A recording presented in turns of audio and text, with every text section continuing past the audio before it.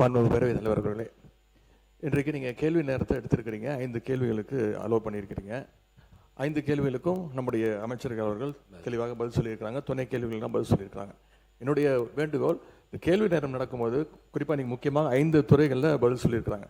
கேள்வி நேரம் நடக்கும்போது அந்த துறையினுடைய செயலாளர்கள் இந்த அவைக்கு வர வேண்டும், அவங்க நோட்ஸ் எடுத்துக்க வேண்டும். எனவே அதையும் நீங்கள் வலியுறுத்த வேண்டும். அதேபோல் இன்றைக்கி இந்த கவன ஈர்ப்பு தீர்மானத்தை நாங்கள் கொடுத்துருக்கோம். நானும் கொடுத்துருக்கிறேன், அனைத்து கட்சி தலைவரும் கொடுத்துருக்குறாங்க. ஆனால் நாங்கள் கவன ஈர்ப்பு தீர்மானத்தை கொண்டு வரதுக்கு முன்பாகவே ஒரு அமைச்சர் அவர்கள் இதற்கு விளக்கம் சொல்லணும்னு சொல்கிறாரு. அதையும் நீங்கள் அலோவ் பண்ணுறீங்க. இது உடனே நீங்கள் கரூர் இன்சிடெண்ட்டோட கம்பேர் பண்ணுறீங்க. அது நான் சரியாக இருக்குமா என்று தெரியவில்லை. ஏனென்றால் கரூர் இன்சிடெண்ட் நடக்கும்போது இங்கே அவையில் மாண்பு முதலமைச்சர் அவர்களே இருந்து அதற்கு பதில் சொன்னார்கள்.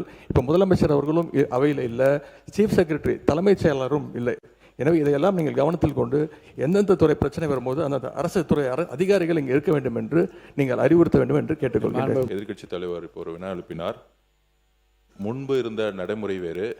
இப்போ சட்டமன்றம் லைவ்ல கொடுத்துட்டு இருக்கனால இங்கே ஒரு வார் ரூம் கிரியேட் பண்ணியிருக்கோம்.